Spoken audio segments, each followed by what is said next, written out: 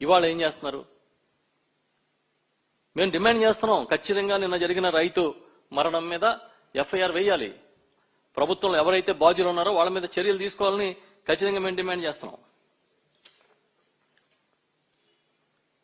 మీ ఇష్టానుసారం మీకు అధికారం ఉంది, రాసే పత్రికలు ఉన్నాయి, చూపించే ఛానల్స్ ఉన్నాయని మా మీద బురద జల్లే కార్యక్రమం చేస్తే ప్రజలు అర్థం చేసుకోలేనంత పరిస్థితిలో ఉన్నారని అనుకోకండి. ఏ ఒక్క వర్గాన్ని సాటిస్ఫై చేయలేని దుస్థితిలో ఇవాళ ఈ ప్రభుత్వం కూలిపోయింది. మినిమం బాధ్యత వహించట్లే.